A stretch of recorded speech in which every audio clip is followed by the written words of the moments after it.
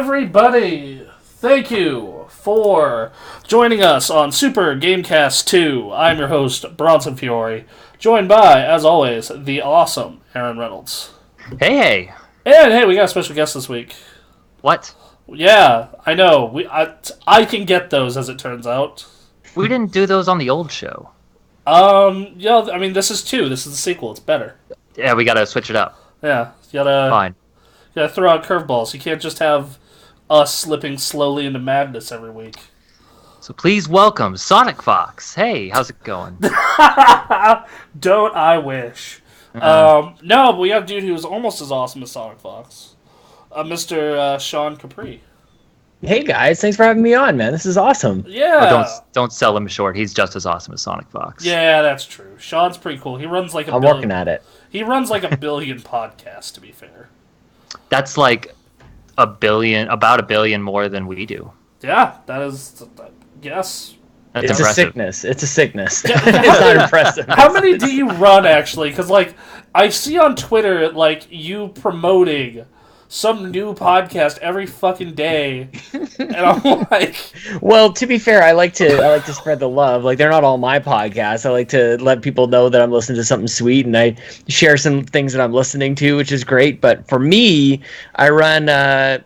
which is a weird thing to say. I'm on 3 podcasts. The first one I'll let you guys know about is the Xbox Drive, which is an Xbox-centric podcast, obviously, but it's a little different because I record it while I'm in my car, and I set up my laptop on the passenger seat, and I tuck it in, I put the seatbelt on and everything, and then I call up my good friend Luke Lore, the Insipid Ghost, and we record a 45-minute podcast while I drive home from work. Wow. Sometimes I drive through the drive-through at McDonald's, order a coffee just to let you know that I'm really in my car, and it's a good time, dude. When I heard that one, I was like I heard, like, I actually listened to that one after E3 because I was pretty high on Microsoft and Xbox at the time. Like, I actually would love to be on that show because I want to talk about, like, how ahead of the curve Microsoft is on some things that people just don't understand yet. I agree.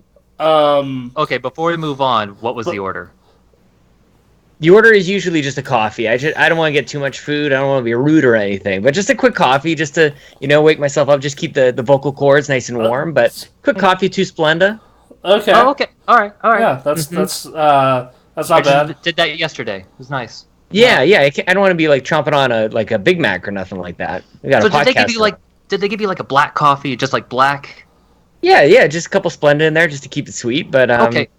I like cream in my coffee, but I get a little sick over it, so I've just had to learn to adjust in my old age. I'm trying to stay under 1,500 calories, and it basically means, hey, black coffee, I need to get used to you again. Yeah. Oh, it's great. It's not too bad. No, not at all. So- Like once you're into it, So Exactly. here's what I've learned about it. I have to get really good black coffee. Mm-hmm. Like, that's the thing I've realized. Like, I cannot do my work coffee where they make it out of a Keurig. I can't, Nope. I need, like, at minimum, like, Starbucks levels of black coffee. You can't hide with loads of sugar and cream, man. You got to get some good straight coffee's got to be good. You can't hide it with all the other stuff. Yeah, like, because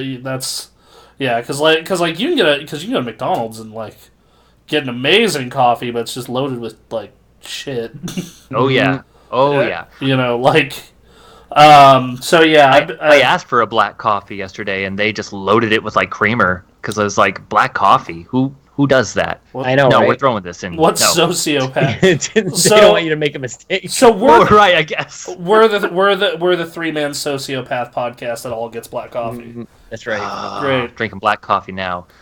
So I- that's the first podcast. Yeah, so that's the first podcast. That's a weird gimmick. That actually reminds me of a gimmick we used to do at E3. Because we used to have about an hour ride back to the hotel. It's perfect. So what we would do is we would put First off, I always, I never asked them why they didn't do this. So we would start driving, and then, like, Nick, and occasionally Anthony, when it wasn't driving, we were stuck in traffic, would, like, position the camera on the dashboard and tape it down, and we're going to record our impressions and joke around and stuff for an hour. Like stuff we saw on the show floor. It was like our, behind the scenes drive-by stuff. And like they would always tape it during the drive. And I just like, I finally on day 3, the first year this shit happened, I was like, guys, why don't we tape it before we start the car? But that's not as fun. And just like I sit there in silence for 3 days because I'm like, okay, Nick's a fantastic businessman. He's one of the smartest people I know. Like, dude's killing it in LA. Anthony has a computer science degree. I am sitting around two people who are just way ahead of me in life at the time. And I'm just like sitting here being like, so we're not going to tape it before the car starts moving? Okay. Look, man, they're not swimming in podcasts and videos the way you are. No, I think it was just a common sense hair by, it happened. Oh, I see. Dude, okay. Dude, it happened. Like, it happens to everyone. Sure. Like, it happened, like, especially at E3, where you are the most, especially in that E3 unit, where you are up for, 19 hours, and just, fueled on the E3 high and caffeine. The highs and the lows. Yeah, the highs of, all the announcements and all the cool shit that you've got to check out. The lows of writing or editing a video until 2:30 in the morning. Mm-hmm. Yeah. That's too much stress.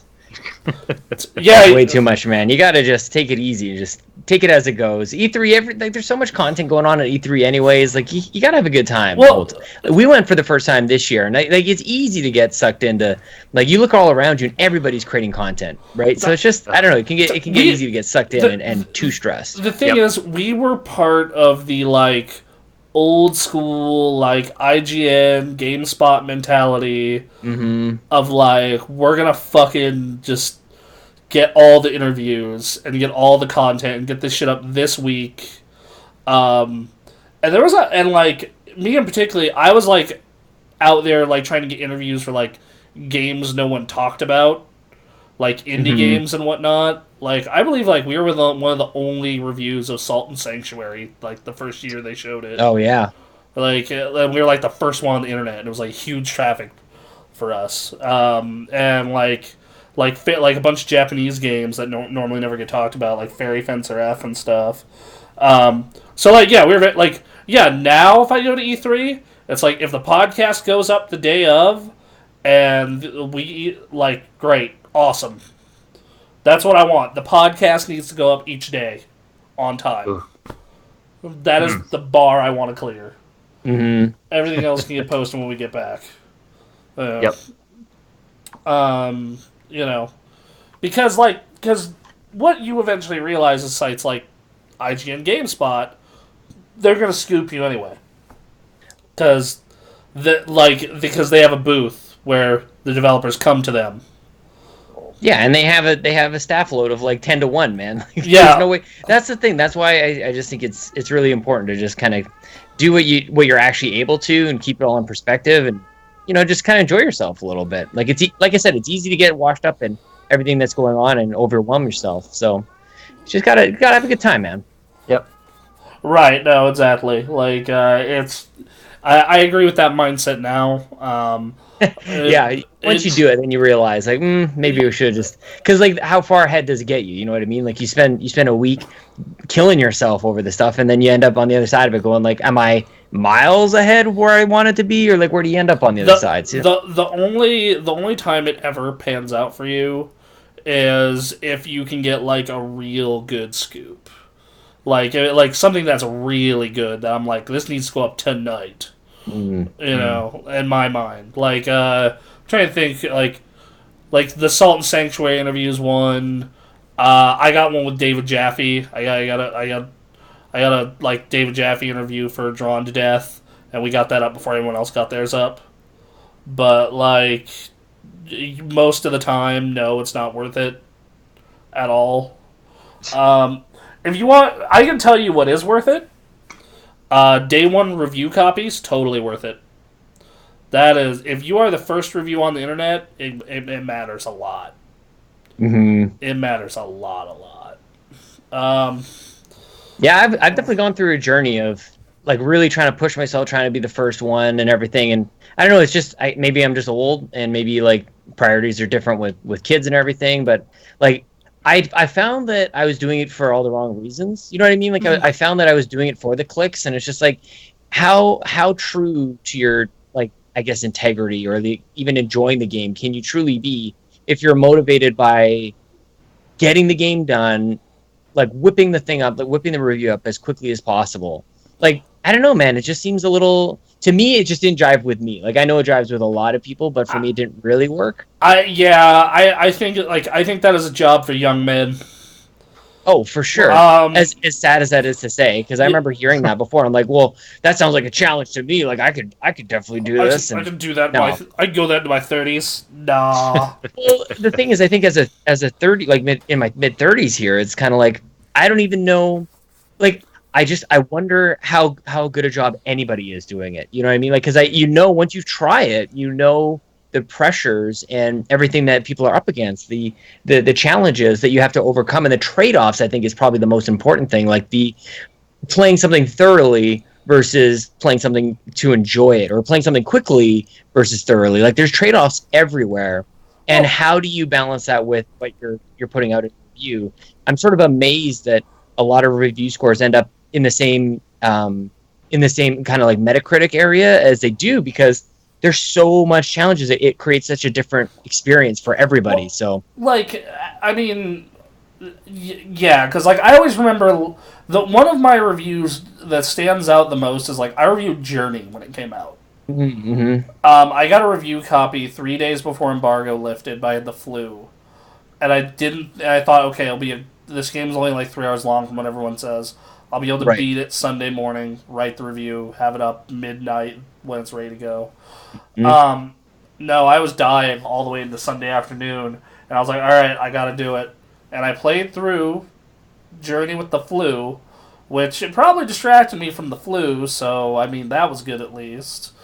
Well, also, weren't you supposed to play with somebody else who's beaten the game already? Like, that's the other side of things, too, is no, when you're playing games. That, like, you weren't supposed to. Like, you were just supposed to find people out in the world. Right. Which there were enough journalists to where I got, like, a couple. Okay.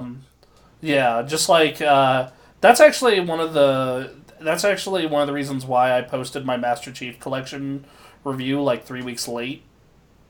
Mm-hmm. Is because, like, you couldn't find a game before it matched. And I'm just like, okay...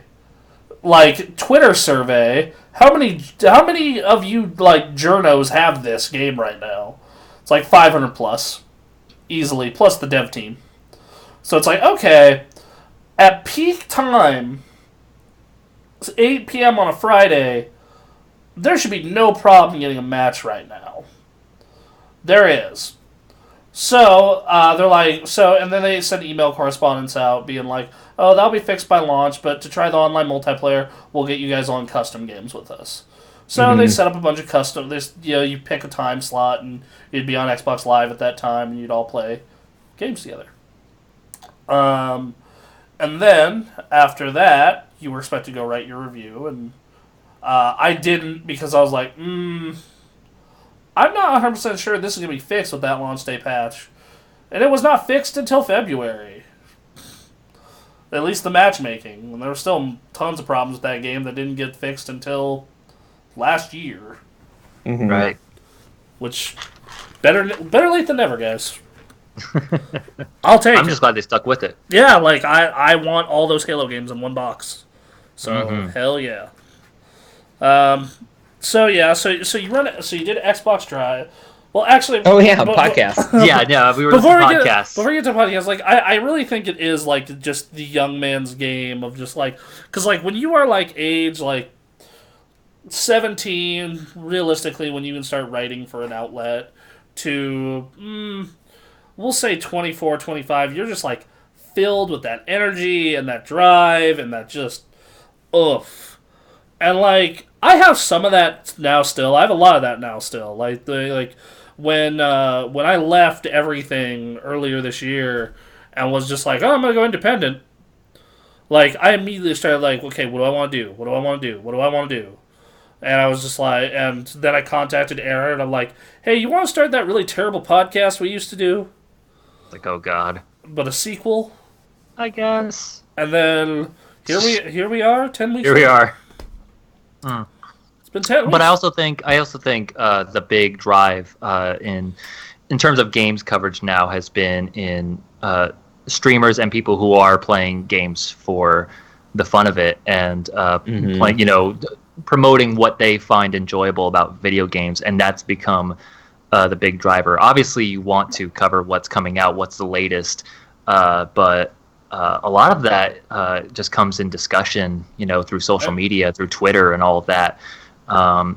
And streaming the games, day one and stuff like that. There's obviously that, class of GameSpot, IGN journalists that are, in those emails and trying to get in as soon as possible.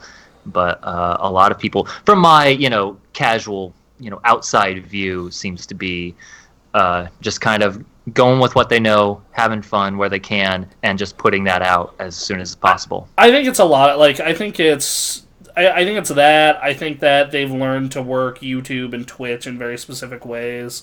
Like, I've been reading up about a lot of stuff on Twitch, and I talked to you about wanting to stream the podcast and possibly have us stream together sometime. Yep. Super Gamekast streams Gears of War 5. There you go. Dude, Sure. Yes, let's do it. I'm coming back. I love it. Yeah, there we go. Like, are we hyped for Gears 5? Because I feel like me and Luke are the only ones. Luke is my co-host on the Xbox Drive, and man, it's just like I'm sad because I feel like there should be this huge push. There's got to be one of the biggest games for Xbox in a long time, and it looks like it's actually going to be quality. So and it's like, who's talking about this game? I played a lot of Gears 4. I loved Gears 4 and 3 and 2, and like, so I'm super stoked for Gears 5, especially after the beta. Mm-hmm. My only thing about Gears 5 is I really hope that they stop the Locust storyline already. Because, like, with Gears of War 4, the first half of it is so good. Like, it is just, like, nothing to do with the Locust, nothing to do with the Lambent. It's just like, here, you're fighting fascist robots. Yeah. And I like the Lambent, man. I think they're pretty sweet. I like all the glowy orange stuff that came in Halo 4 and Gears 4 very much. Or I guess Gears 3. But. Yeah, Gears 3. And then then it moves to like this horror theme, which I was really down with for Gears. Like I was so into that. And then you get to like the end of the last chapter and they're like, surprise, it's the Locust again. I'm just like, God damn it. Yeah, that's pretty lame. Fucking So I ducked out after Gears 2. I enjoyed it very much, and then I kind of just fell off of Gears, not because I didn't like it. I love playing Gears. I don't know, for whatever reason, lost interest. When did the Locust go bad? When did we not want to deal with the Locust anymore? 3. After 3, because 3 wraps everything up kind of perfectly. Mm-hmm. I see. Like that, like 4 was gonna have to be. It was just like Halo 4, where it's like, okay, we really need fresh and new here, and they do it, and they do it the right way, and do it really well. But then like pull the rug out from under you in the last. I feel like it kind of worked for that reason. Like, it seems like in Gears they always seem to have like a solution, but then it doesn't really work. I felt like I didn't feel like that was much of a in Gears 4. I'm like, I'm fine with this. Like, it actually, I didn't get as mad about that, or even Halo 5 as much as everybody else did. Like, I rated Halo 5's very highly, actually. So people, you probably might want to cut this clip for your audience. I gave Halo 5 when I reviewed it at launch a 9 out of 10. So I was right there with you, man. I thought it was. I've played that campaign 3 times through, and I love jumping in with new people. And it's like, let's play this thing co-op. I think it's amazing. I just thought I thought the campaign was fine. Like, I didn't love it. Like, I was. But it's fun. But like, yeah, like here's my it's Halo. Like, my opinion of that campaign was like, yeah, this is very standard. Like, as far as Halo campaigns go, it's probably one of the worst ones.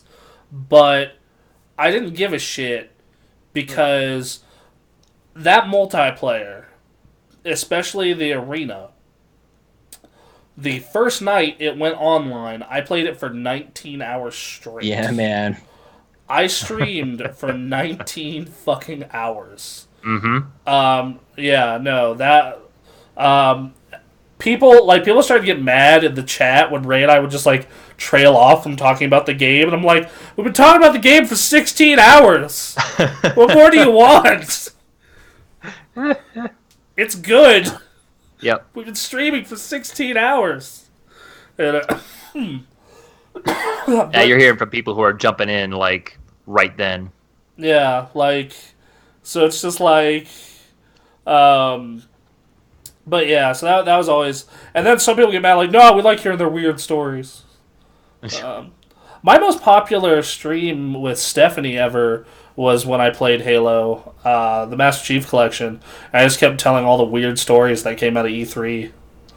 Sure. Yeah, like, that's actually one thing I did like about all that time at that one outlet is, like, man, do I have so many weird, like, event stories. Like, tons. Actually, you have one, too. Do I? Yeah, you have that PAX East story with that girl. Are you misremembering me for someone else? No, she got way too drunk. Oh no, that's not a fun story. That's people at events can sometimes be creeps, and you got to watch out for it. Yikes! Yeah, Yeah, no, that one's not a fun part of that story. That's not a fun story, but that's it's a story. It's a story. Yeah, that's a story we should tell sometime. I'd rather not. I think it tells itself, especially if you've been to a gaming event. You've probably seen it. Creepers out at those Evo parties last night, man. Wait, so are you at Evo? No, but like tons of people were telling me about it. Like, okay. No, like tons of like all over my Twitter and like all over my messages, being like, "Dude, there's so many creepers out at this Evo party." Which is a shame because everything I've heard out of Evo has been very positive. Yeah, but it makes sense that theme is still happening, on some level within the community at these events. But it's a process. We got to get through it. Slowly but surely. Yeah. Yeah. So I think it's this like, it's. I'm excited for you, but yes, to answer your question, yeah, I'm down for Gears 5. Nice, man. If we can coordinate the schedule, we'll stream that together. It'll be a good time. I think it's gonna be one of those things that when it comes out, man, like it's gonna dominate, and it's hitting Game Pass, so people have no excuse but to play it. Like Game Pass gets good this year. That's part of the reason why I'm like so down to play it is because just like, well, everyone I know is gonna have it.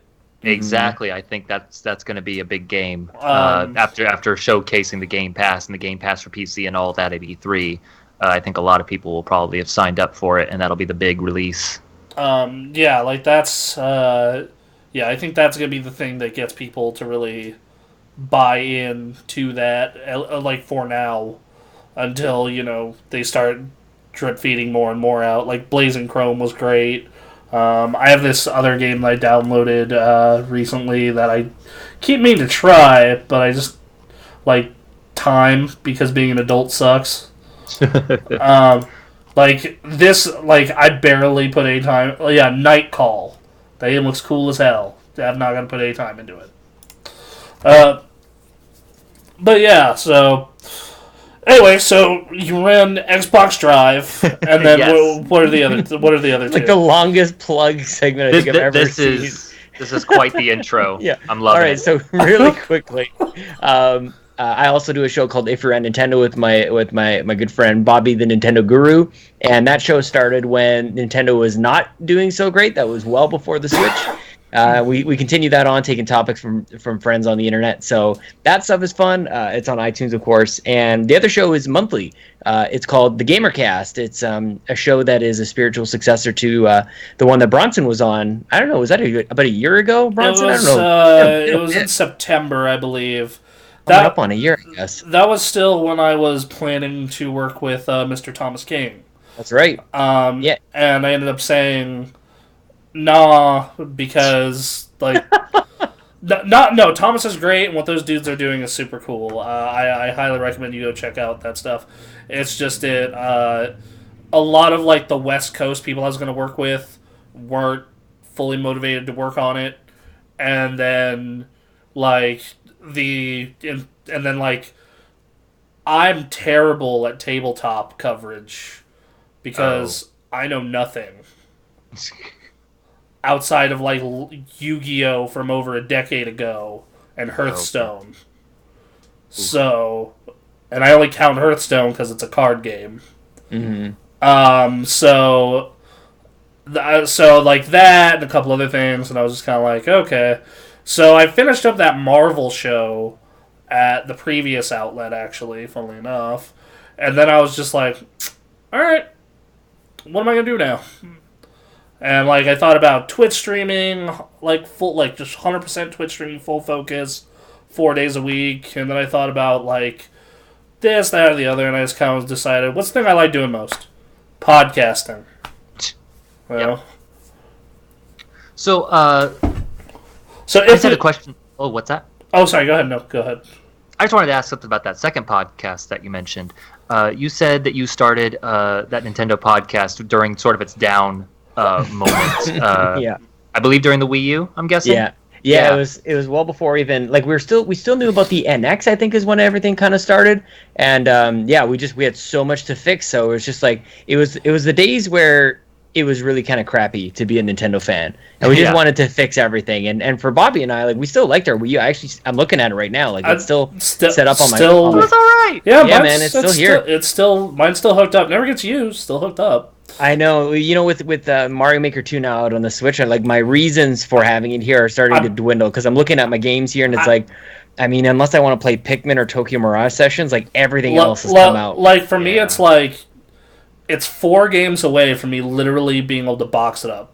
Yeah. Tokyo Mirage. Yep. Wonderful 101. Yep. The Zelda ports. The Zelda HDs. And I can't believe Wind Waker hasn't come out. That's the only one. Twilight Princess, I got a reminder of, like, I don't really need that too much anymore. But Wind Waker is so unique, man. It's that's something I can't believe it's on the Switch already. I got 5. Mario 3D World. Oh, gorgeous. I love it. I would love that on the Switch. Mm-hmm. But yeah, so you were... so if we ran Nintendo, Wii U era, that was... Now, what do you do with that show? It's just like, I don't know, Virtual Console, fix the online? Oh, there's plenty of stuff to do. Oh, yeah, there's still lots. Yeah, definitely, like, what do we do with party chats and voice chat and everything like that? I can't believe the way they handle party chat. Like, brutal. Brutal, man. The fact that the Vita had that and the Switch does not. Like, I'm just like, are you fucking kidding me? Yeah, it's no good. And this past weekend we did an episode where we noticed that Mario Tennis Aces is on for free weekends. We're like, what other games do we want to have for free weekends? So we kind of discussed, like, what makes a good game to be a candidate or a good game to be free for Switch Online players and things like that. So there's plenty to do. A couple months ago, or last month, we did an episode of, like, starting the Nintendo Hall of Fame. So we had, like, a person inducted into the Hall of Fame and certain games inducted into the Hall of Fame to represent kind of the history of Nintendo. That's a super cool idea. That's a discussion I'd love to have. Yeah, man, it's a fun show, and we always have great ideas coming in from listeners and stuff. So we're 160 episodes in, so we've been at it for a bit. Your first nominee to the Hall of Fame is obvious to everyone. Like, it has to be Miyamoto, right? Yeah, but it's an interesting conversation about, like, is it Miyamoto or is it Iwata? Like, it's all these different people who played. Yeah, I'm even the first president. Like, we had a whole bunch of people. We really had to, like, walk through it. Like, who's the first person? Because obviously they should all be in there, but it's a matter of, like, how do you choose one over the other? It's like, okay, so there's Yokoi, Iwata, Miyamoto, Yamauchi. Mm-hmm. And those are kind of the 4 that, like, stand off, like, initially. Yeah. Like, I think, okay, so you have Game Boy Guy. You have company owner, you have company transition guy, plus did a bunch of other stuff, and then you have Miyamoto, like, who kind of. Well, at the time at the time we did that, I was just reading Console Wars 2. I just wrapped up that, so I was reading a lot about Arakawa as well. So yeah, man, it's not quite as cut and dry. I think we ended up going with Miyamoto, but. Yeah, like, it's not quite as easy as that. You don't just stop the conversation there. It's not as easy, but I think that would be, like, I still think that has to be the pick just because of just, like, bruh, he made Mario and Zelda. Yeah, yeah. Like, like that's where it's just like, no matter what you say, you're just kind of like, well, fucking right, you know? Yeah. Well, yeah. It's all right. So, and then what's That's the last? cool. And then what's the last one? And then the Gamercast is like a one-on-one, like it's based in games, but it's really just a matter of like it's like an interview, just sit down, like totally free flow. There's no segments, there's no like really anything other than like let's just get to know each other. And I've made some really good, long-lasting friendships out of that show. And Yeah, we I remember like being on the old one, and like Yeah. I really dug it. I was just like, dude, I would love to like do more of those or just hang out. You know, just shame you live on the opposite side of the world.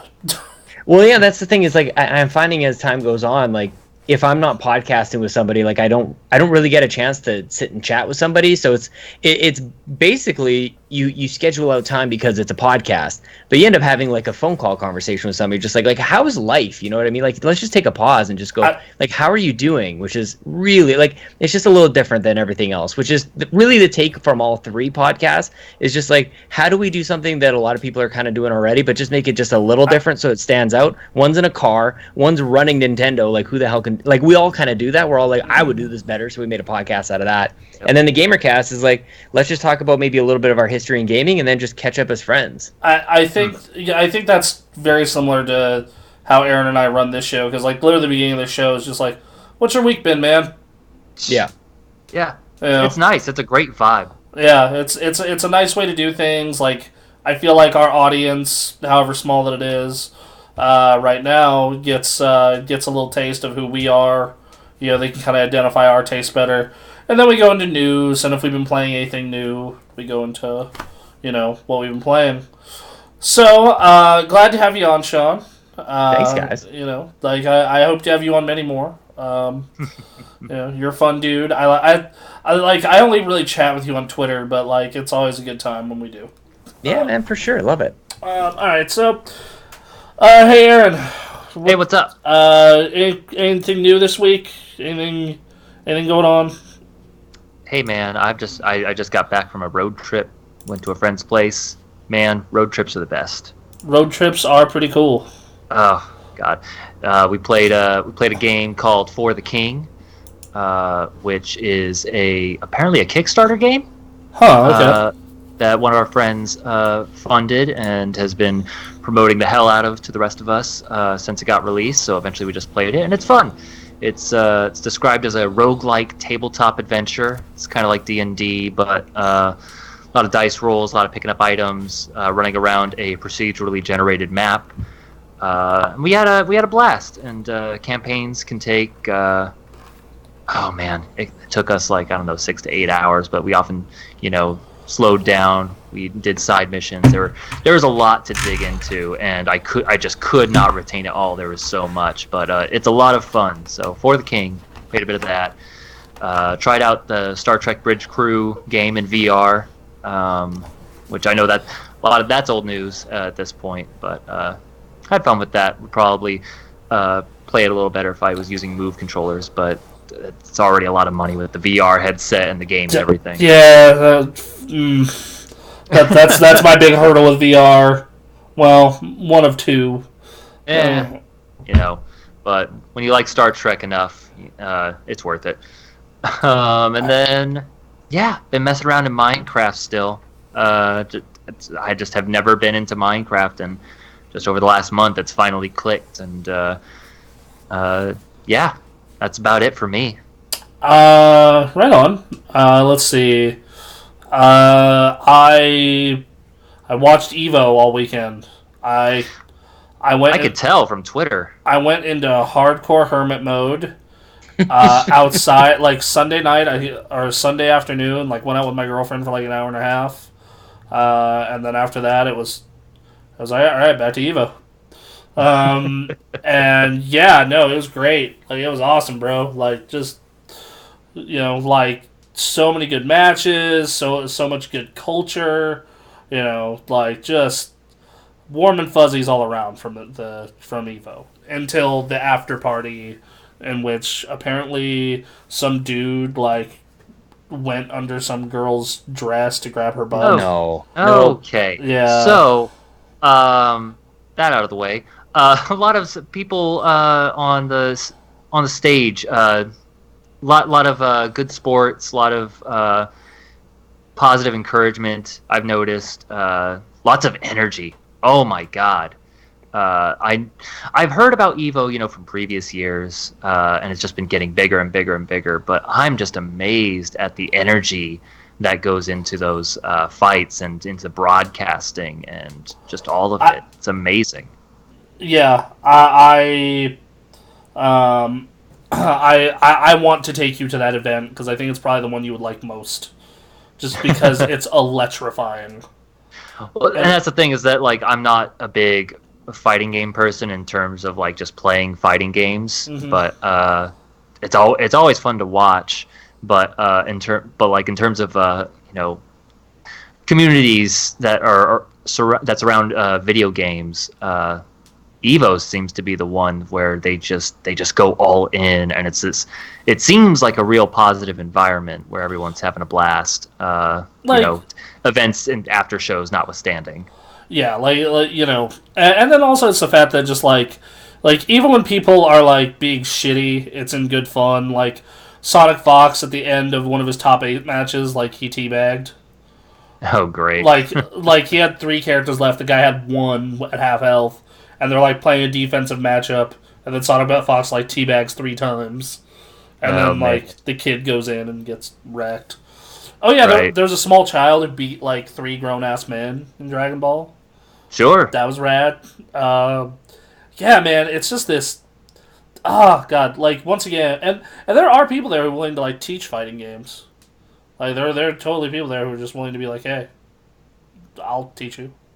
It seems to be the kind of place where they're trying to grow that community in various ways. Well, the FGC always has to be growing because like it's always kind of near death.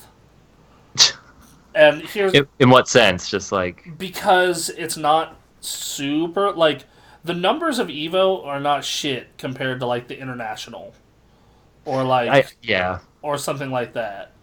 And the thing is, and like fighting games are really hard to get into to get to the point of where you can actually enjoy the game. Mm-hmm. I know it. And especially like I would say there are like 3 games that I have that I would consider myself good enough to being like I understand these, which are Street Fighter 4, Dragon Ball, and Persona 4 Ultimax. And so and I play all the fighting games and I understand bits and pieces, but those are the ones where I'm like, okay, I get this. And how many hours did that take, and how many matches did I lose to get to that point? Like a lot. I also won a lot, and like I believe my win count in most fighting games is about 50%, which is not amazing by any means, but in those ones they are all a little hair above in most cases, and so it's like one. Here's why fighting games are hard. One, the learning curve is fucking high. Yep. If you don't have someone to teach you, and most games outside of Killer Instinct, Mortal Kombat, don't do it well, so you have a harder time learning that way. And then, let's say you do have a local community. A lot of guys in locals are super nice guys, but they are terrible teachers, or they're not willing to teach. And it creates this thing where it's like getting new people in is fucking hard. Yeah, it's exceptionally hard because the arena, like just going off the arena FGC alone, anybody's welcome. We don't care about your sex, gender, or age, anything like that. We just you can sign up for any tournament. You can play in any casual. We're all gonna be relative. Some of our guys are like socially awkward, so they're gonna be like hi, shake your hand, and then kind of just play their match. But like people are at least nice enough, and some people are really nice. But like The only people there who are willing to teach are like me, Bram, Robert, maybe a couple other guys. Like they're like 3-4 other guys I can think of. You know that are willing to sit down and like show you the ropes. Because and I get why, because they want to focus on getting better themselves. You know, they don't want to sit there and teach you like, here's how you do this. They want to go do their 1 millionth practice match with so and so to figure out some weird thing that they're working on. What I'm hearing is that you should be starting a seminar. An Evo panel? Yeah. Pay $10. No, don't pay $10. We got to get people in. You rent a room. You get like 3 or 4 people, and you just walk them through. Here's the thing is what is best is, because I've been lucky enough to have this with Dragon Ball, is like find a friend who is better than you, but not a world better than you. Like they're definitely better than you, and they can kick your ass at the game. But if you play 10 matches, you'll still win 1. And then have him teach you. Because eventually you're going to get as good as him, or you're going to get closer to being as good with him, and those will turn into, you'll win 5 out of 10, and then he'll start training more and extend the gap, but he'll learn a bunch of stuff and you'll learn a bunch of stuff, and eventually you both keep getting better and better. I see. Because it used to be Robert would smoke me. Now I can get like close matches with him every time. Okay, so are the guys at Evo, whether it be the people watching or the people participating, are they like putting all their efforts into one game? Is it like a couple of games? Are they dabbling in all of them? It depends on the person. I know guys who entered 3 games. I know some guys who entered 5. I know some guys who they did 1. Sure. I was going to be in 2 this year, but I got an ear infection and then tonsillitis in May, and that money went to ER bills. Man. So, there you go. Okay. So, yeah. What else is there?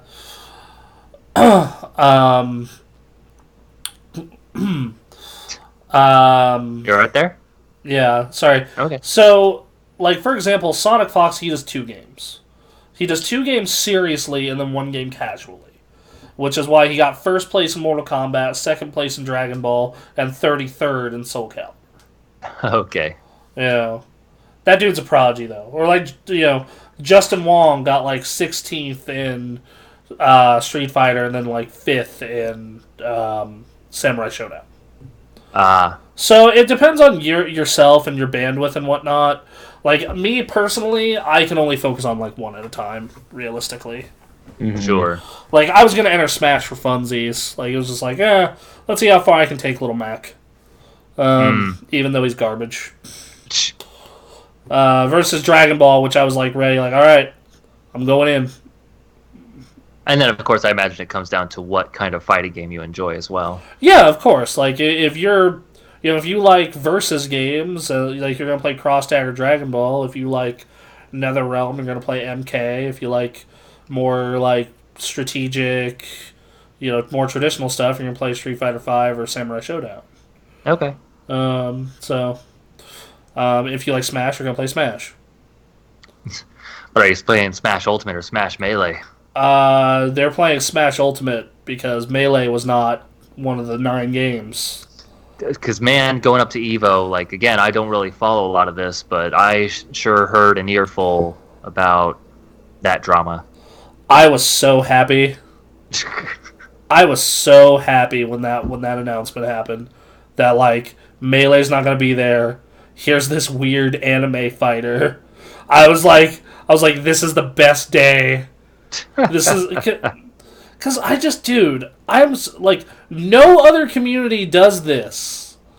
Like, you don't see the Street Fighter community being like, oh no, we also need a Street Fighter 2 tournament. Sure. Or, like, you don't see the Versus community being like, okay, we have Dragon Ball, but we also want to run Marvel 3 at the same time. I heard it was about we're tired of hooking up our GameCube and trying to get that all set up for streaming and all that. Okay, so there are a lot of reasons. One is the viewership had declined a little bit. Two is they wanted a breath of fresh air. Yep. Three is that Nintendo's not going to sponsor that game in any way. So, four is totally dude, getting equipment for that tournament is hard. Sure. You have to get CRT TVs. Yeah, those are everywhere. Yeah, and GameCubes and it's hard, man. Sure. And and even if it's easy, it's obviously easier to just get the current console and the current game. Yeah, and not only that, but Smash Ultimate's a really good competitive game. It's the first time I've ever been willing to say oh, I'd compete in competitive Smash. And I'm the person who was fuck that noise forever. That's how good Smash Ultimate is. Okay. It looks good. From what I played, it is good, so... Yeah, so... I don't know. Evo had a bunch of announcements. The Street Fighter stuff got leaked. 3 new characters for Street Fighter. Yep. Dragon Ball's getting a new character this week on the 8th. I'm super happy about it, that it's Janemba. He looks super cool. Bad part is I get to play him for all of 3 hours before being on a flight to Michigan. Sure. Great timing. And then... what else? Tekken got a new season announced. Soul Calibur got a new season announced and a character out today. They were recording this Monday. They also announced that Samurai Showdown's mainstay, I forget his name, is going to Soul Calibur as a guest character. I think that's about it. Oh, and then we're getting a new Guilty Gear. Oh, okay. Yep. There are plenty of fans of Guilty Gear, so... Yeah, no, and it looks great. It looks as good as Dragon Ball did. So, excited for it visually. Sean, you still there? Yeah, man. You a big fighting game guy? Not even a little bit. So you guys have to say, yeah, no, I'm hanging in there. You're doing a real good job, dude. It's hey, no, man. Street Fighter. I love Killer Instinct on Xbox One, dude. But I think attention. Well, I'm nowhere near. I can't hold my own on that, man. Dude, I do like the way that they train. I'm not very good at that one, so you're fine. Yeah, I don't know about that. We used to do this great thing with Killer Instinct. Really, all fighting games where you go we would call it tournament mode, where we all knew that we sucked at with every character. So you just instead of just me picking my main and killing you all night with them, we would have to... You only won if you won one match with every character, and you'd work your way around. And if you didn't win with, let's say you're stuck on Jago, you don't get to move on to the next character unless you win with that character. It's a sweet little twist. You always make up your own rules for some of these games, right? I would love... I would actually love to run that at some of because Ray and I run a fight night with a lot of our friends. A lot of our friends are casuals. And outside, and it just ends up being every bracket ends up being the same. Mm-hmm. And it's set for, because especially, or even with the FGC guys it's okay, Dragon Ball, Robert, Bronson, Ray, everyone else. Yep. Then it's Tekken, 3 FGC guys, Ray, Bremen, Bronson. It's that'd be actually a cool idea. Yeah, you force yourself out of your comfort zone, and the matches are so quick, right? It actually works out pretty well. You're and then you learn another character. It kind of forces you to it's kind of like how they do it in Smash when you first start out. You kind of have to play with a different character. I like that. I was gonna say do a Smash Ultimate. 80 characters. Yeah, exactly. So first piece of news I got that is not Evo related or fighting game related is Ninja, #1 Twitch streamer. Oh, right. We got a lot of news tonight, boys. Yep. He is now exclusively streaming for Mixer for the foreseeable future. Huh. Yep. Okay. So I'm not up on the scene, on the streaming scene. So I understand that Twitch is the primary go to. YouTube's doing it too. So why the Switch? He Probably says $50 million. okay. Oh, that'll help. Yeah. Okay, Hey. so hold on. That's not been confirmed. So True enough. So, some people are saying that rumors are speculating anywhere from $10 to $100 million. All of those are a lot of millions. Yeah, he says what he says is, I feel like this is a really good chance for me to get back in touch with my roots. I remember why I fell in love with streaming in the first place. So then there's an announcement video from the official move. And yeah, that's about it. So he wants to go to a more ground root streaming platform, but like I don't know why he thinks that it would stay that way, because I just pulled up the stream right now. Let me mute him real quick. And he has he's hosting someone. But this He's been running somewhere around like 23,000 people whenever he had like a Lollapalooza kind of thing this week to kind of kick things off. And you know what, man, I think this is a big move. I just don't know if you got to wonder, like, the dollars have to make up for the fewer viewers that are over on Mixer. There's nowhere near as many people I on Mixer. believe you can make more money on Mixer from what I've heard. Just the viewership. I mean, like, you look over, right? You're used to seeing however many he got before. And you just have to wonder if, like, what was that, 600,000 people watching him and Drake at the same time? I can't remember what they topped out at. Well, like, but you got to wonder if that's going to happen over there. So it's compensated by millions of dollars from Microsoft. Well, which, by the way, I would do in a moment. Like, there's no judgment on my part, dude. Oh no, I've had this conversation 1,000 times with a million different people. Like Stephanie, my stream partner on our Two Roomy stream platform, she's like, oh, would you do that? I'm like, hell yes. I would sell out so fast. You don't even know. Like like, well, like, especially when we're talking that kind of money, right? Like, when you're talking that kind of money, yes, of course you sell out. Always sell out.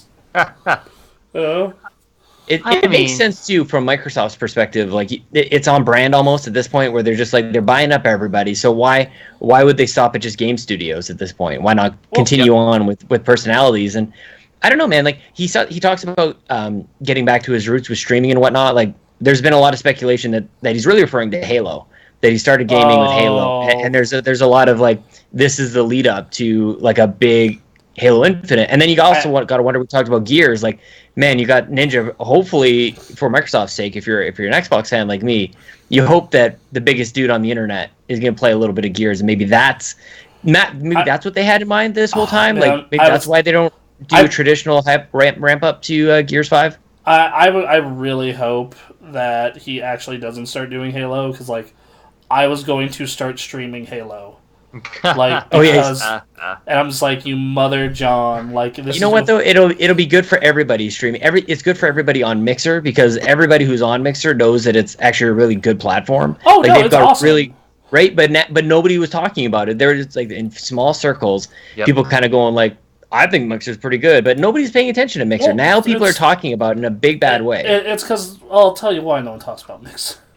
I'm on Mixer's front page right now. The top games: Fortnite at 13,000, Music at 6,400, Apex at 48, PlayerUnknown at 38, Team Fight Tactics at 2,000, IRL at 2,000. Now let's just pop over to Twitch.tv. Well, okay. And categories: Fortnite at 123,000.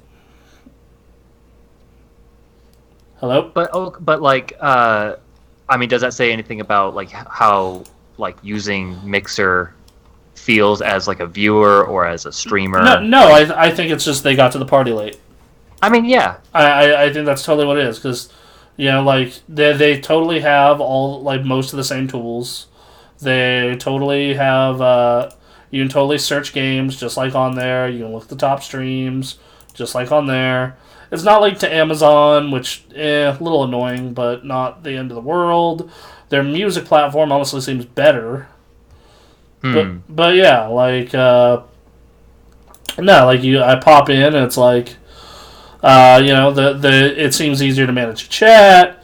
It seems like an as good, if not better, version of of Twitch. You know, It's pretty solid, man. It's actually, I don't know, like if you guys really hang out on Mixer too much, or like a bunch of my friends are over on Mixer. Shout out to Luke Lore.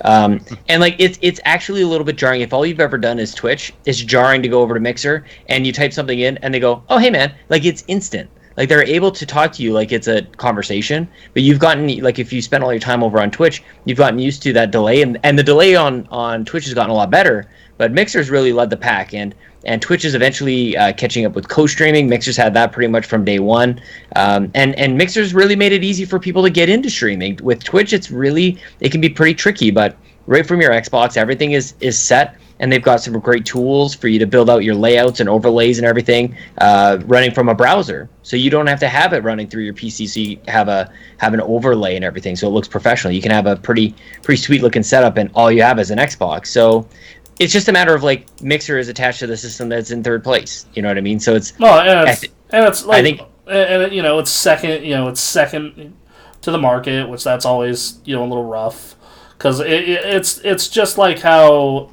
many people do, you know, that when you do ride sharing, they're like, take an Uber. Right. Yeah, like nobody talks about Lyft. Yeah, like it's just like Uber was there first. That's why they like Lyft is just as good. In fact, in my area, it's a little cheaper. Yeah. It's just you know, is what it is. Yeah, I think this is a good move for Microsoft. I hope it gets competitive. What I really hope is both of them start signing like people to deals. That's what I'm hoping. Like, who's next? You know what I mean? Like, I don't know. That's the thing. Like with streaming, there's nobody as big as Ninja. Is Twitch? So it's hard. Is Twitch gonna lock down Pokimane? She's like number 2, right? Maybe. Yeah, man. That'd be one. Yeah. Sorry, go ahead. No, go. It's like Twitch gonna lock down Pokimane. Is like Twitch gonna lock down Overwatch League? Is that gonna be their big pull? Then fucking Microsoft goes out and gets the international. They're gonna start buying esports. Mm-hmm. I see how this could be very interesting in the near future. Yeah, man. I'm curious. As long as I, the viewer, can freely watch both of them, that's fine. Yeah, like that's fine. And the hard part for like guys like us is like picking one just to go to, or like not just to go to, but to also to like, you know, stream on. Right. So. Well, that's the thing. They've got a big push getting people over into that Mixer ecosystem. They're giving people free subs for Ninja, so people coming on over and just kind of getting them that free first kind of sample and everything, and get them locked in. And they'll continue to go over Mixer because they're going to get those notifications that he's going live, and he does it all the time. So I think it's a huge move. I feel like it's fully fleshed out, this strategy, which is really interesting. It doesn't seem like it's just they throw some money at Ninja and try and solve a problem. It seems like it's really been well thought out. Well, here's what's going to tell if this works or not. If they keep coming for Ninja, that's great. But what they're hoping for is when they're coming for Ninja, they're like, well, I like Halo or I like Monster Hunter, and I watch the Monster Hunter streams on Twitch. So I'm going to go see what a Monster Hunter stream on Mixer looks like. Well, that's why I'm saying you shouldn't worry too much about it, man. Is because like now you have one of the biggest gamers on the internet on Mixer or potentially playing Halo. So it kind of like legitimizes the game in a way, which is strange to say. But it's not necessarily going to be like stealing eyes away, but rather I think drawing people in. Yeah, I think that'll do that. And so, well, if you're not, as long as you're not streaming the same game as him, because like I mean, God knows how many Fortnite streamers there are, and just like you go onto Twitch and you go onto Fortnite, and you scroll down, and it's like land of the sub 50 views Fortnites, like just so many sub 50 view Fortnites. Hey man, I'll take 50 views. I'm not gonna lie. Twitch.tv/Sean Capri. What's up? Twitch.tv/SuperGamecast. Let's see. I'm literally still scrolling. People at home can see this because we record my desktop, and like I'm still going, like 10. So many people stream this goddamn game. All right, I'm gonna close out of that. All right, yeah, I think that's a good move. What about you, Aaron? I know Sean and I have kind of said our stuff on this. Oh, you guys are more well versed in this topic than I am. I think competition between the two streaming platforms will be very good. If it inspires, better features and a better user experience for both the people that are watching and the people that are streaming, then I think it's a win-win. So, good for Ninja getting money for doing what he loves, and hopefully everyone reaps the benefits from it. All right. All right. Well, let's. Congrats on Ninja for getting paid. All right. So next up, we'll get the next kind of fluffy story out of the way before we get into the two meat and potatoes ones. Oh man. Sony has sold 100 million PS4s. Woo. Yep. So that means in a little under 6 years, we're up to 100 million. I mean, the consoles are going away, guys. They are dead. Crap. Yeah, mobile gaming's taking over. Phones, all I play on. Mm-hmm. Time to throw those 100 million consoles away. Yeah, yep. Exactly. I bring it up because that's what people were saying before this generation of console was starting, right? Like it's so long ago. It's hard to believe how long we've been in this generation, but that's what people were saying. That was legitimately every report was saying this is the last console. Everything it's going away because mobile gaming is taking over, and we saw how the Wii will never happen again. Look at the Wii U, and the writing was on the wall according to some, but obviously that wasn't the case with 100 million sold. There were people asking that question at E3 this year. Well, that's why I sort of tossed it aside because we've heard this before. I think it's less console. There's always going to be a market for a sub $400 box that plays all the newest games. Mm-hmm. That's always going to be a thing. But I feel for the hardcore gamer and for the casual gamer, it's going to be less because most of the guys I know who are really, really into video games kind of went to PC. Most of the dudes I know who are really into video games went the PC route. There are a couple that hung around on PlayStation or Xbox or Switch, but I'd say 70% of them went to PC. And then the really casual people, my mom, my aunt, the people who bought the Wii, my mom who would borrow my 360 to play Pac-Man, those people are going to phones or streaming services. Or the Switch. But yeah, you got, let's see, PS4 is now at 100 million. Do we know what Xbox is at? They stopped reporting those, but I think industry speculates somewhere in the 40s or 50s. Mm-hmm. Okay. All right. Switch is at 37 almost. That's a lot. Switch is just killing it. They're at the same pace as a PS4. Mm-hmm. So are those numbers going up from last generation? Yes. Well, Xbox went down a lot. Sony's going up by quite a bit. Nintendo is blowing their the Wii U out of the water. Sure. And then the PS. As for the Wii, it's probably going to tie it if it's lucky. No, it's this is good. This makes me feel warm and fuzzy. Especially because more and more publishers are also being oh, we should port that to PC. And I'm just being great, do it. Sure. More and more Japanese games are making the move. Microsoft exclusives have made the move. I'm really hoping Sony copies that. That is the dream. Because then I need to keep a PC and a Switch. I have nothing against consoles. It's just and I realize the need for them, but PC is just my home. Sure. And we're already going to have a desktop PC anyway, regardless of the console situation. Yeah, I have to because of this shit. Yeah. Granted, I don't need if I didn't want to play games, I could have shaved $600 off this thing's budget, but still. Yeah. But you know what? I am going to celebrate more people getting the opportunity to play video games, find something that they enjoy and love, and it will, create chances for the industry to make bigger and better games that appeal to everyone. Well said. All right. Well, yeah. Here's hoping that the next gen does just as well, right? Absolutely. So more people buying video games is always good. Yes. All right. Let's get ready for the shit shows, boys. I've been there. Shit show. Shit show number 1. Yes.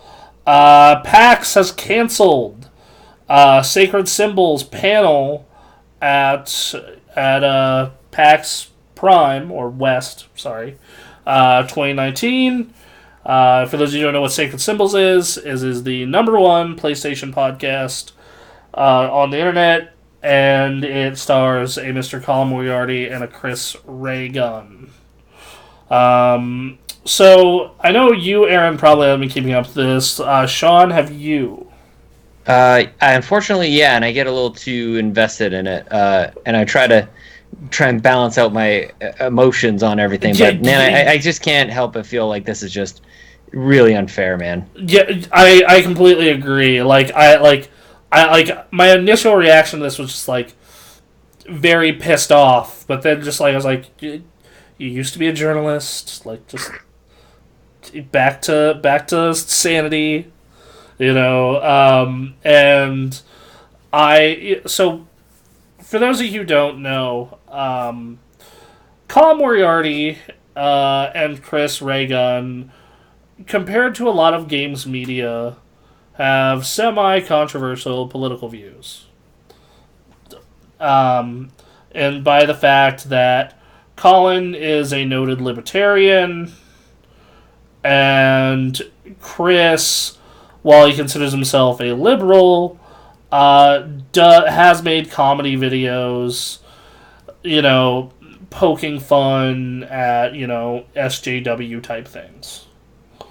So, and in the lead up to PAX, there are some people in the gaming community being like, hey, it'd be cool if someone dumped a milkshake on Colin Moriarty if they see him at PAX, and shit like that.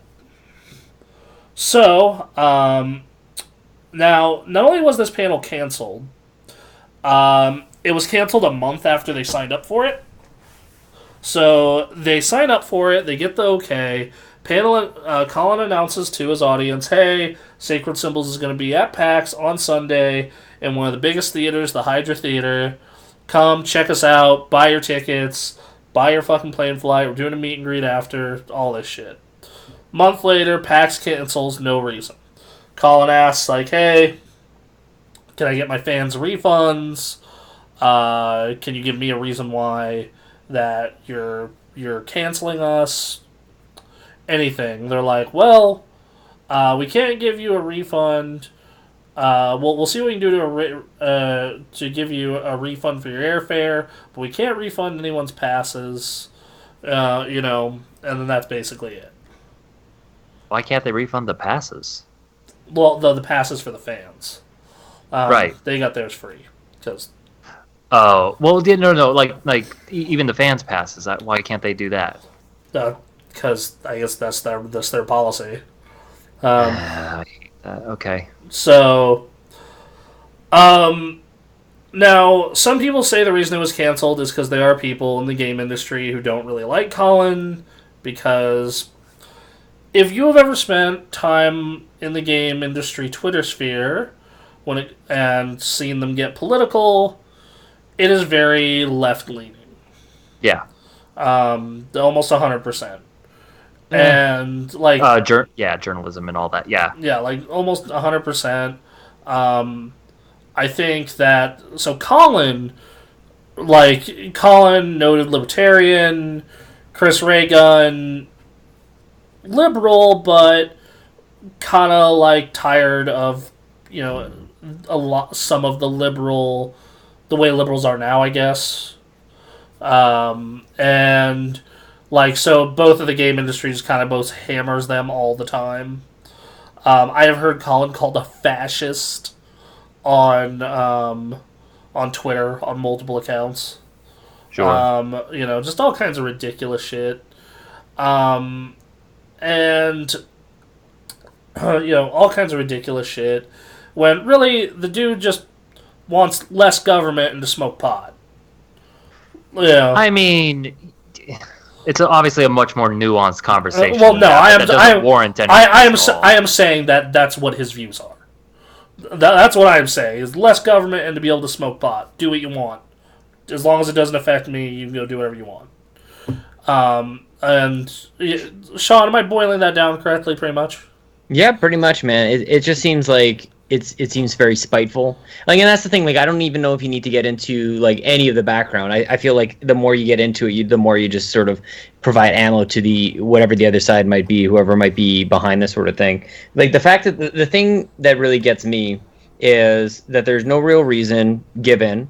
And then it was done a month after, and then a month after they signed up, about a month before the thing happens. It puts everybody in a really inconvenient spot, and then it fuels the flames of hate on both sides. There's people celebrating this on one side, and then obvious backlash from the other side. It's just like it would have been just really great to have some people from all across the gaming spectrum, from all walks of life, being able to celebrate games. And now there's just like, you can't help but look at PAX, go like, oh man, it doesn't feel good unless you're on the side that you're like, this guy shouldn't be there. Right, and like that's super shitty. Like that's and like especially because I'm not sure if you've been to a PAX. PAX's whole vibe, especially PAX Prime, is like, hey, if you like games, you're welcome. Mm-hmm. That's what this is about. We're here to talk about games, play games, and this wasn't like this was going to be one of Colin's political shows. Like this was the PlayStation podcast. The number one PlayStation podcast on the internet is not at the biggest video game con in the United States. And neither is the most horse-powerful podcast on the internet, the Xbox Drive. That's outrageous. The only Xbox podcast to be recorded in a car is... I mean, we could drive on the way there. We could have a marathon episode on the way to PAX. It's not that far from here. Aaron, we need a gimmick. I'm working on it. No, give me a second. Just keep talking. You probably could get... Depending on your audience, like... We'll talk numbers after. I'll tell you if you get a PAX panel or not. It's actually not as hard as you would think. I never look at numbers, to be honest with you guys. I have no idea how many people listen. All I know is people respond and they reply and they engage, and that's all I really look at. But I have no idea. If you have an active audience, you could probably get a panel. If I'm just being real, y'all. And then Colin responded to this, and then Colin responded to this with like... couple different things. One, why is no one in games media talking about this? Which was the case until Kotaku put out an article about it today, which kind of feels like a smear piece on him and Chris Raygun. Yeah. Like it kind of feels like a bit like. Did you read this yet, Sean? I refuse. I saw a screenshot of it. And I don't want to click on it. Yeah, I read it at work and like almost need to go take a bathroom break immediately. Yeah. So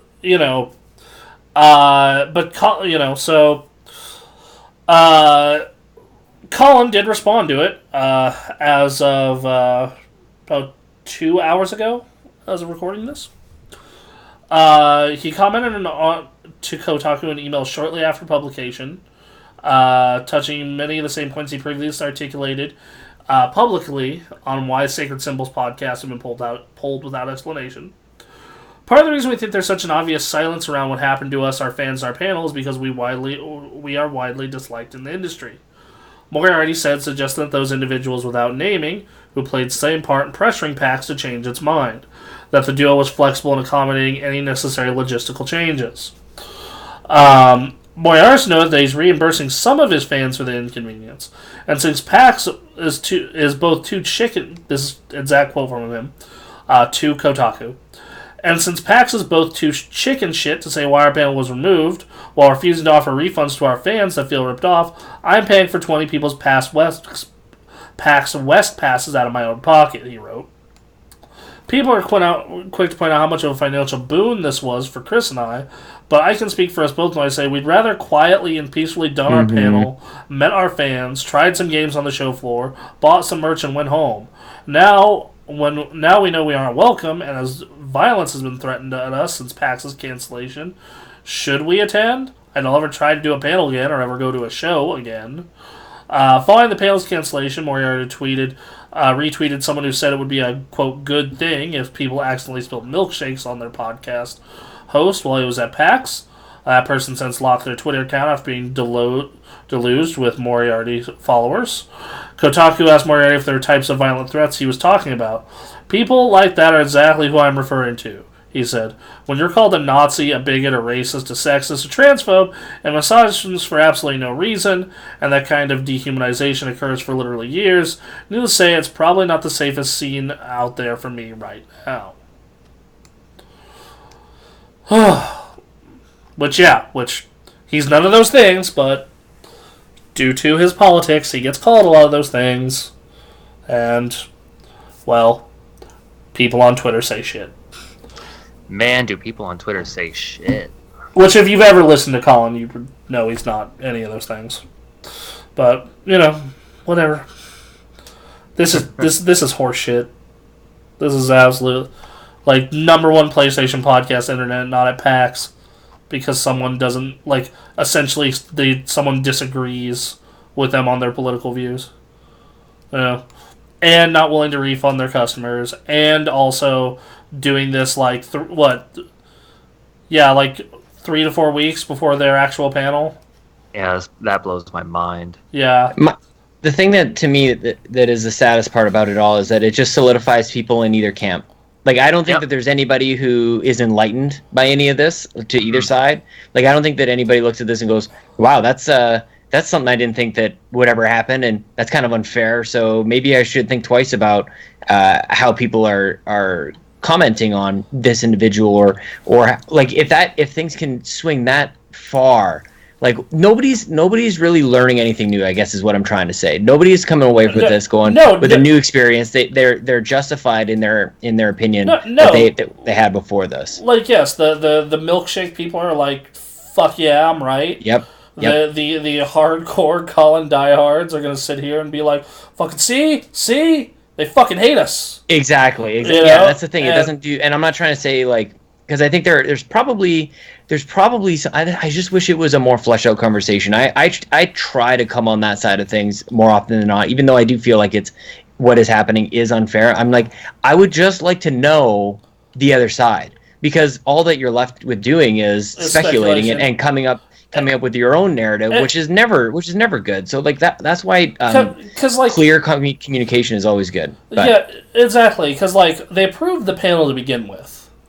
Right. So what happened? What happened? And sometimes you have to go with the obvious answer, and it's a lot of people really got beef with Colin. Some rightly, some wrongly. And, squeaky wheel gets the oil.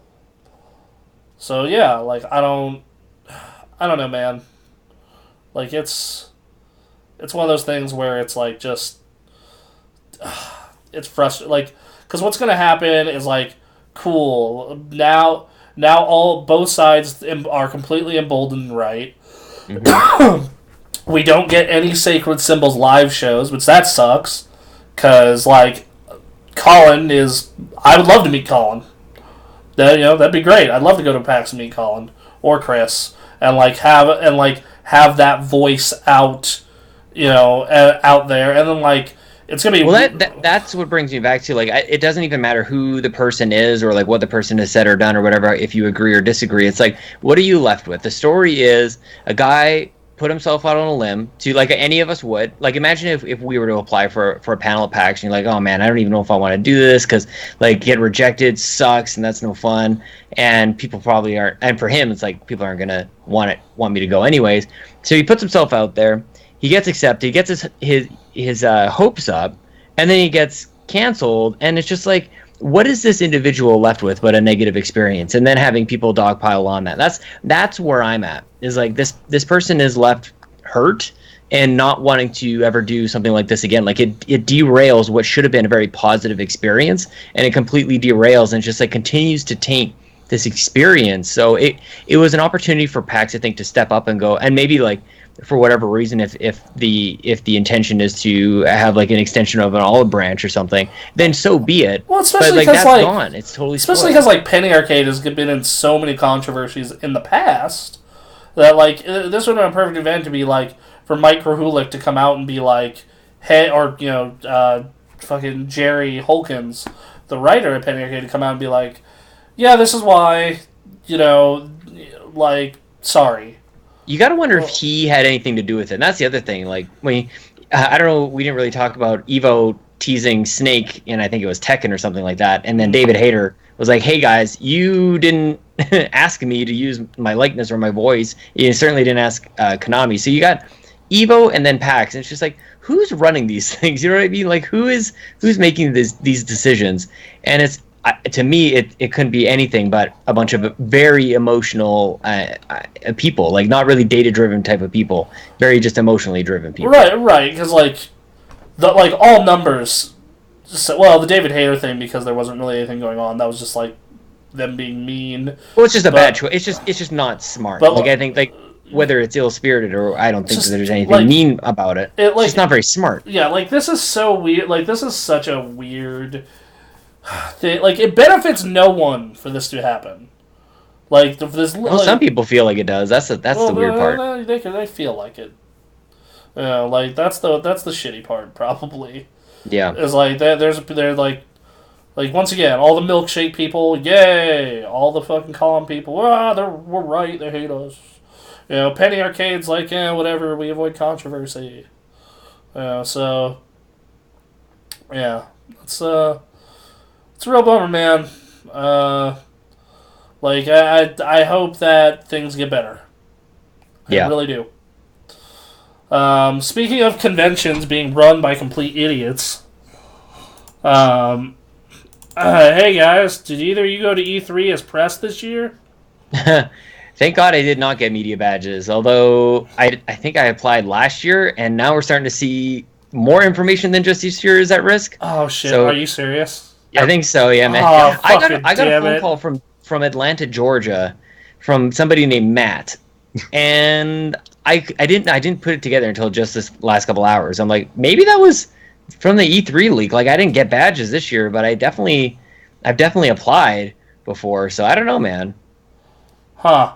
Oh, I swear I saw like the years 2004 through 2006 somewhere on Twitter. Yeah, it's getting worse. Like the story continues to get worse and worse. Yeah. Okay, so this is what we have. Let's see. A spreadsheet containing the contact information of addresses over 200 game journalists, editors, and other content creators. Let's see. It was published to an E3 website. Remove the link to a file as well as the file itself, and the information can be disseminated online in various gaming forums.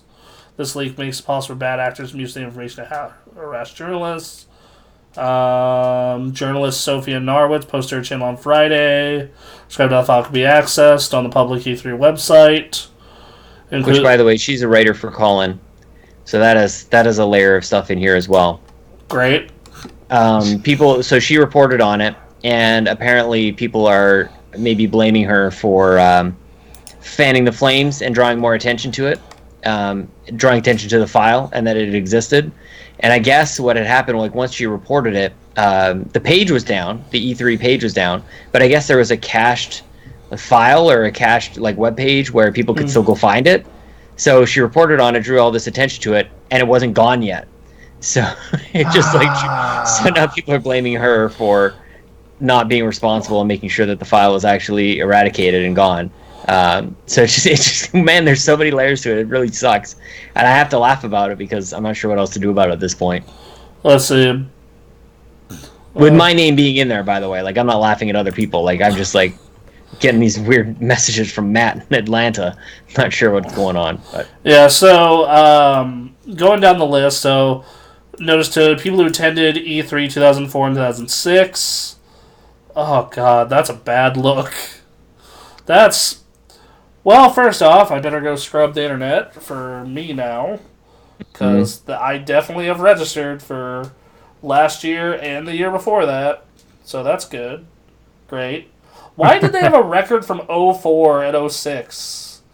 I want to check. I just want to verify that I'm looking for that information just to be sure that it was 2004 to 2006. No, it was. I just pulled it on Kotaku. Oh, cool. Great. All right. Whatever. Oh, Yeah. Why? Why those years in particular? Like, why are you holding on to those ones? I mean, 2004 was a great-ass year for video games, don't get me wrong. Yeah. But, that is exactly what E3 did not need, or the ESA. Right. Like, of all things, the talk going around that convention this year was already not in their favor, and then this happens. Well, and by the way, for people who've never applied for a media badge, they ask for your driver's license. What? So yeah, they ask for your driver's license. Like, they have so much information, and they're obviously being very cavalier with it. They ask for so much shit. Yeah. Like, you need a photo ID. You need, like, samples of your work from the past 6 months. You need all this fucking traffic info from Quantcast and Alexa. You fucking... Dude, no, like... I was expecting for you to say they need samples of hair. Yeah, exactly. Like your cotton swabs from the inside of your mouth. Like, yeah. No drug tests, blood type, all of it, dude. Yeah. It's so bad. It's so bad. Yeah, anybody who's ever been part of that portal, and you hand it over, and you're like, well, I really want to go to E3, but like this is kind of weird that they're asking for this stuff. Like, and you hand it over, but you shouldn't. I didn't think it was that weird because I was just like, okay, like event security, like this isn't like fine. Like I've had to have a photo ID to lease. No, a photo of your driver's license, dude. You don't even do that when you get on a plane. Yeah. You don't send a photo of your passport. It's ridiculous. Yeah, that's true. But I don't know. Like, I get why, but on the other hand, it's still a little nuts. Unfortunately, like a lot of things going on in the world today, we trust people with our information a little too much. Oh, that's for sure. Because we fucking have to. It feels like it, certainly. Yeah. That's actually why I'm really stoked about that new iPhone password feature, where you have your Apple password, and then it generates a new password for all your shit every time you use it. Oh, really? Yeah. Oh, yes, please. Yeah, like I was just like, well, at least someone's looking out. They really are. Apple really is. They've done a lot of work with maps and everything. That's kind of the unspoken truth about Apple Maps versus Google Maps. Is like Google Maps is really driven for, pardon the pun, but it's capturing data for marketing purposes. Which, I mean, for me, like I don't mind it, to be honest with you. Like if they can make my internet experience better, like that's probably good. But if my information is being lost or if it's being used for nefarious purposes, then obviously I have an issue with it. But Apple's been very careful with individuals' data, and I think that's underspoken for sure. Yeah, like that's actually like one of the big reasons why I kind of have stuck around in that ecosystem. Oh, big time. Anyway, that's that. That's shitty. Man, also people are already getting doxxed over this. Of course, there's already multiple lawsuits in route. Yeah. So, what does this mean for next year? Man, it's bad. It's bad news. It's bad. Yeah, like, we may be getting 3 separate publisher-run events is what's happening. Yeah. It's basically it. Alright, well. Man. I'm going to check the YouTube to see if we got any new comments on last week's I'll episode. check the YouTube. Let's see. Yeah, last week's title, Pour One Out for PlayStation Vita. Man. Or PlayStation Vita. No, it actually kind of a low view count last week, but whatever. That's alright. It happens sometimes. That was a fun conversation. Yeah, no. We talked about the Vita far longer than I thought we would. Far longer than anyone should, probably. But given the opportunity, we have not been given we have not made a title on this podcast yet, by the way. So, oh man, yeah. So, Sean, one of our things is we always have weird titles. Like the last 3 have been Pour One Out for the Vita, Luigi versus Mecha Hitler, Mm-hmm. and I always wanted to be a predator. God. No, that last one, I forgot about that one. Yeah, okay. Okay. No, do we even explain that? I can't even remember. It was like we were talking about like a predator, like the predator. The predator, not a predator, Yeah. please. And then Balls Deep in a Loot Box was one. Oh, wow. Oh, man. Just super committed. An Iron Throne of Dildos. This is Bronson's gimmick right now. Okay, I'm not realizing what I've gotten myself into. Yeah, Thanks for doing that at the end of the show. Appreciate it. Mm-hmm. Well, we couldn't tell you at the beginning. You'd be gone. Oh, of course. Yeah, I'd be out. Let's see. Blinks You'll the just have to listen. This one was one of Aaron's. Blinks the Time Sweeper, mascot to all janitors. Look, man. Where else are you going to find a janitor in video games? Also, you were also the person who said during the podcast, an Iron Throne of Dildos. That was not me. That was you. We were talking about Jim Sterling. And you're like, he's just like, yeah, he probably has a lot more dildos. I'm like, yeah, throne of them. And then you're like, an Iron Throne of Dildos. We're terrible people. Anyway. So, yeah. Well, Yep. is that our show? That's pretty much it. Unless you guys have anything you want to plug or talk about or promote or do anything. I think we spent the first 45 minutes talking about me, so I'm good. We got some thorough plugging in there. I'm good. Hey, man. Guys, I got something to plug. Mm-hmm. Video games. Play They're them. pretty cool. They're You rad. should play them. Yes. Play sweet-ass video games. Yeah, no. What else? Yeah, that's about it. Alright, well, Sean, thanks for coming on, man. Gave you plenty of time to show off all your stuff to our tiny, but at least active audience. Very cool, man. Thanks for having me on. I'm glad this worked out. I'm glad you guys are over in Pacific time zone. That always makes things a little bit easier for me, being in mountain time and having kids, and it's got to be an evening time for me. So this is perfect. I thought you were on East Coast time. No. It's funny how we just sort of. I feel like anytime you talk about time on the internet, we just automatically lock in on Eastern time zone, and just sort of assume that everybody works from there. Again? Fortunately.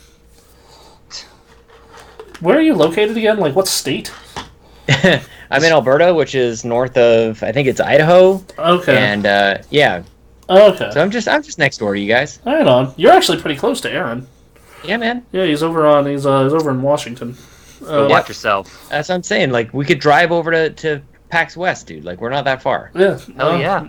Meet up at PAX Relatively West. speaking. Yeah. I've done a 16-hour drive to PAX West. That's fun. Yeah, I'd do it for sure. Dude, it's great. We threw a brick of cheese out the window. Okay, well that's just a waste of cheese. No, well, I'll tell you why. Because the cheese was bad. Oh. Because Why'd you let it go bad? We didn't let it go bad. So we put it in the cooler with a bunch of. So whenever we do long road trips, we keep a cooler full of food and ice. Yeah, of course. And the bag. So we cut open the cheese, do like salami and cheese sandwiches. And we put it back in, but there was a little tiny hole in the bag.